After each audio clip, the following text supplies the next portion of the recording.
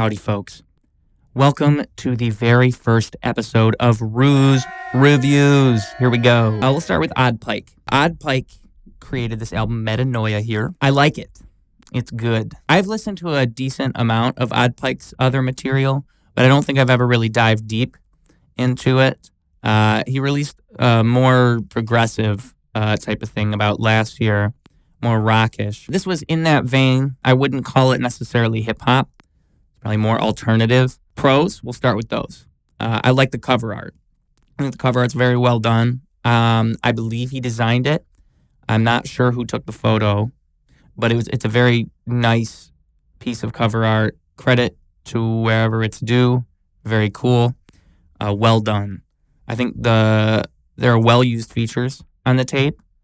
Specifically, the ones I really like are All My Friends Want to Die, and then Yamamoto. AMFWD. They did fantastic with what they were going for here. Super cool. I really like their approach pretty much in everything they do. Yamamoto as well. He's always on point, always hard, always fantastic with what he comes with. And big shout out to Yama. Big shout out to 12 Dead Roses as well. There's a strong theme throughout the tape that I think it really carries itself well. You know, like it's like what I was saying before. It's not really hip hop. It's more alternative. And I think that the way that somebody like Pike expresses himself through music, it's clear that he's not being he's not pandering at all when it comes to what he's trying to do with his art. Tonally, it feels in touch with whatever he's trying to go for. Like you feel like you really are hearing something that's coming from someone and their soul. When people put themselves into things in such a way, it's a lot more engaging. And you can feel that as a listener. And I think his lyricality throughout the tape as well, I would call it like unforgiving. I think he has a boldness within his lyrics that, you know, he's not being crazy lyrical, but I think the things that he says, they really stick. It's like quotables, like stuff like that. I think that it's more of a poetic thing. For the most part, I think the low end is pretty clean, for the most part, with some solid bass lines in there, tucked away. You know, like sometimes I always listen to the songs and I'll hear a line and I'm like, wow, because you know, a lot of these instrumentals, they're not hip hop instrumentals in the sense that they were gotten from random producers. I think it's produced by Brett Knox and Pike himself. So shout out to those guys because the amount of progression that happens in the instrumentals, things like that, a lot of stuff going on in a lot of songs. In terms of progression, it's very cool what you get to see, especially in. I'm gonna go through song by song here. But my favorite song was my favorite songs on the project were Dusty Shelf, Dude, Where's My Car, and Twilight Zone. I think those three tracks were probably the most solid songs on the tape. I think the production on Dusty Shelf is some of the best on the whole project, if you ask me. I think that song in particular, the way that his voice sits on the beat, the way that just the professionalism in terms of the way the vocal effects are used, the way that the master is done.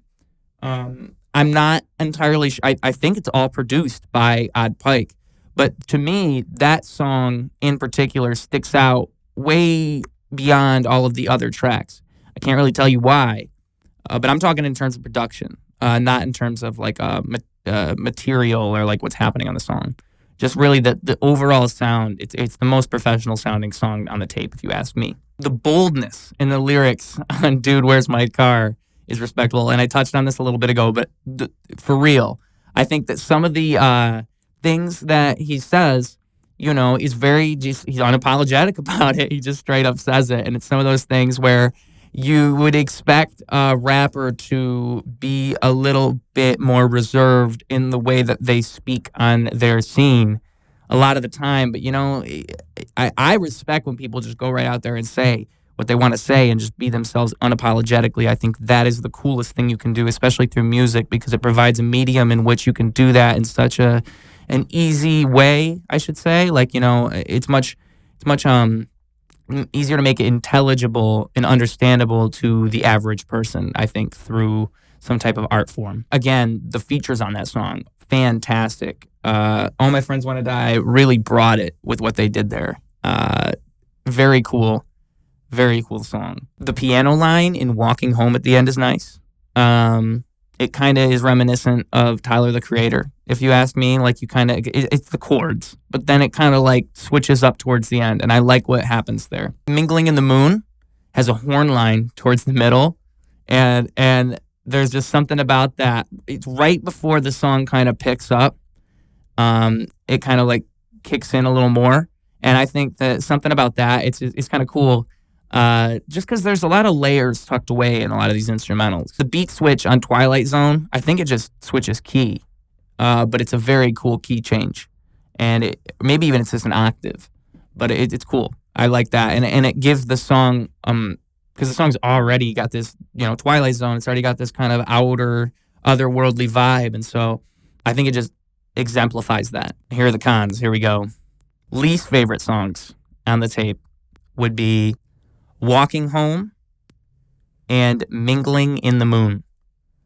These are no, it's not necessarily I don't like these songs. It's just of all the songs on the tape, these are the ones that they didn't strike me as much as the others. I'm not sure if this is the case across the whole tape. There are a couple songs where it's extra noticeable, and I think that a de-esser could be used like on a couple tracks. Like for real. Walking Home and Broke Wings. It's kind of a shame because Yama is a great feature. The whole song's great. I like the way it happens, the collaboration, but his S's are so sharp. They're so sharp. And it really is just a matter of a de-esser that needs to get either, there might be one already on there that needs to get cranked up, or it might just be the case that there's not one at all. But either way, that's what that needs. Maybe even on the master track. Mingling in the Moon, in my opinion, and this is the case with this song and Stupid, if you ask me, it's strongly held back by the mix and master. And I think that something that's happening is compression or leveling. I think it's compression, though. I think it's really in the compression. And I think that everything was probably laid out right, but then it got over compressed at the end. The beginning, it's not too bad, but then you get where the instrumental gets more layered, and I feel like the compression kicks in more. And the other thing about that is maybe I'm just saying that, and maybe it's more so the way that the vocals sit on the mix. Maybe the vocals could have sat better in the mix, and the problem is that they're kind of too on top of the instrumental rather than sitting within it, if that makes sense, because that's kind of the other thing I get from that.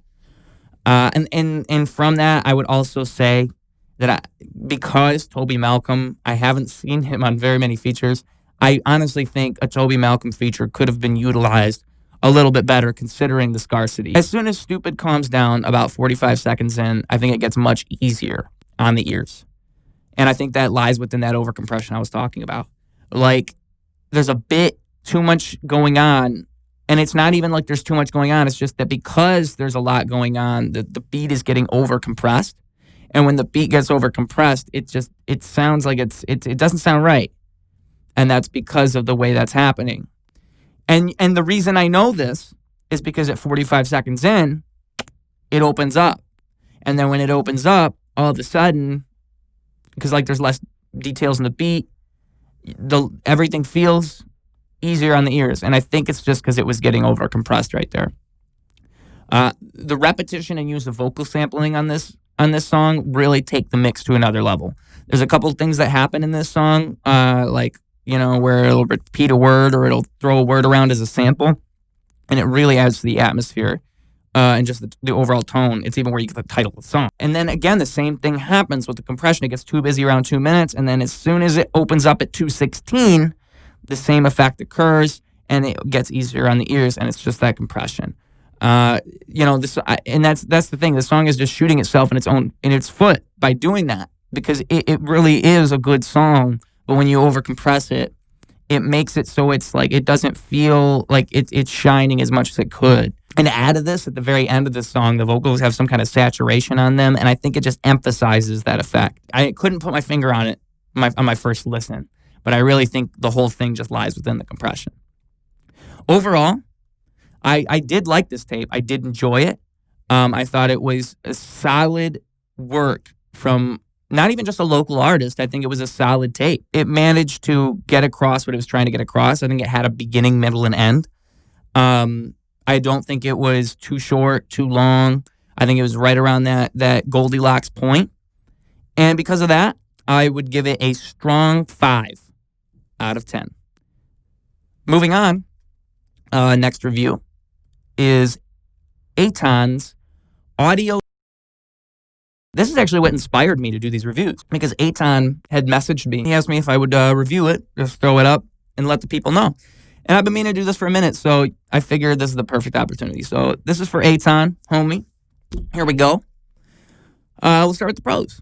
This had a beginning, middle, and end in a really strong way. You know, it had a strong theme. It felt like an honest personal peek into Etahn's perspective. It even had, dated song titles. It felt like a journal in which you were seeing what Etahn has been throughout this last, period of time.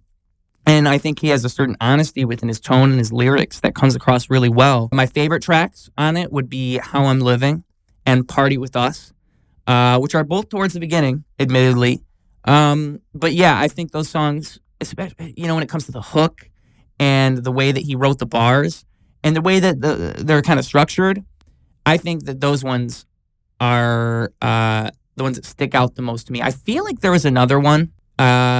I wish I could. Oh, yeah. You know what it is? It's Use It This Way. I think Use It This Way, How I'm Living, and Party With Us are the most unique tracks on the tape. Those ones are my favorite. Well done production in terms of combining sounds for beat construction. Like when it comes to the production on the beat side, making the beats, I think that the sounds were combined very well because I know that it's primarily samples or entirely samples. It's loop-based. And so when it comes to the way that those samples were constructed and combined, I think that was actually done very well and thoughtfully in order to construct some unique sounds. And there's some combinations that happen throughout where I'm like, wow, that's really catchy, especially if it's just loops being combined with a melody on top. That's not necessarily, people can dog on that, but it's not necessarily the easiest way to make a catchy song. And it's also kind of the fundamentals when it comes to hip hop. Very strong lyricism throughout the whole thing, catchy hooks. Use It This Way has a very unique, like emotionally resonant instrumental. Like that's the difference I kind of get from that to the other ones, is that it feels more like, almost like poppy, like a pop song. Like it feels more like it's trying to get to the heart of it. What a Kidney Do was a fun skit / gimmick song. I was kind of torn on it at first, but I really like it. It kind of caught me. There's a point in the song where he does a cop out, like kind of messes with you, and that's where it really got me. I like that. It's written entertainingly and informatively. There's some factoids in there, and it's the way it's written. It's well written lyrically. Even there's a funness to it, and the structure of the lyrics and the way that he's telling you things. There's some overlapping voices in What a Kidney Do that recur later in the tape, and I think that as a motif was a nice touch. It just happens a little bit later. You kind of get this like anxiety, and I think that's what it is. He's trying to induce this sense of anxiety. You're getting the emotion from the sounds through the way it's mixed rather than it just straight up conveying it to you. The vocal samples at the end of the outro were a nice touch as well. I think any type of like messages on a phone tend to just have a nice kind of vibe to them when it comes to the way that you make hip hop and the way that hip hop samples come about. Usually I like to throw samples through some kind of filter, but like there's just something about that saturation, that phone message thing. And especially with the way, the tone of the tape, audio journal. And I think the question that's being asked at the end is, what was 2020 to you? Or something along those lines. And, it's a personal thing. And I think it touches on the personal nature of the tape, the personal tone of the tape, the whole thing. It's tonally aware of what the project is trying to be. Here we go with the cons. let's talk about the negatives now. I think the cover art could be much better. I'm just say it. I think that cover art, the font, the photo's okay. The font really throws it off. The cover art could be much more professional, and I think that when it comes to cover art, that's the first thing people see for a song or a project, and it really can throw off the whole tone. And I think that the cover art could really use some work, if you ask me. I think it's too long for its own good. I think that there are some points where, a song could have been maybe taken out or maybe just released as a bonus track or a side track. Even after the outro, you get an extra song, which, is fine. And I feel like it works, but it's probably a bonus track. But at the same time, because of the length of the tape, I almost feel like, the way that it feels, and it wasn't labeled as a bonus track, so I don't know. My least favorite songs on the tape would be When Death, ... Pandemonstration Raps, and Metaphor Master. Those are the ones that struck me the least. I think the vocal EQ could use some work throughout. It just doesn't shine as much as it could. There's a lot of mids that are poking out too much, if you ask me. And if that were just cleaned up, I think there could be a lot more clarity in the vocals. Journal of a Year Spent Dying doesn't really go anywhere instrumentally. And this is often a problem with sample-based production, So you can do a lot of creative things. You can go all over the place. But at a point, you have to either keep experimenting with the sounds or figure something else out with different samples, because you're going to run into a wall where all you have are these sounds. You can't just play a different note. You only have samples.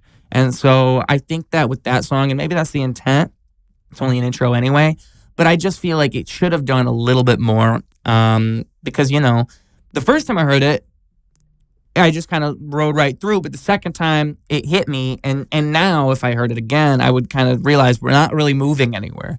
And I think that kind of detracts from multiple listens. You kind of want those kinds of details that are kind of sitting there, just even little minute differences that play throughout the song. Because, you can do so much with your words, so much with your vocals, but at a point, if it's just a loop, it's just a loop. Hand Demonstration Raps, I think, could have been a very strong track, but the mix and master is lacking a lot. Like, there's a good song hiding in there. Something is happening there where the vocals are just sat so, they're not in the mix, right. And so when you're listening to it, you feel like it's just, you're not really getting what you're supposed to be getting. You're not getting, your brain's not getting the information it's supposed to be getting. Because I know I can hear it. I can hear a good song in there. I can hear him saying words, but I can't really. And I know that to a point you want to do those kinds of things because you want it to sound kind of trashy. You want it to sound kind of like lo-fi. But when it's done like that, I don't think it has that effect. I think that, there's a certain type of craftsmanship that goes towards making a trashy sound that also has professionalism to it. And I think that song kind of dives too far into it, where you get to this point where I can't really pick up on everything that's happening. And now I'm not enjoying the song as much when it is a good song to begin with. It's the effects that are on the song. The whole tape could have done without Metaphor Master. I think it detracts from the serious tone. I like that it's a metaphor. I like that he did that. I like that it's kind of like a funny thing.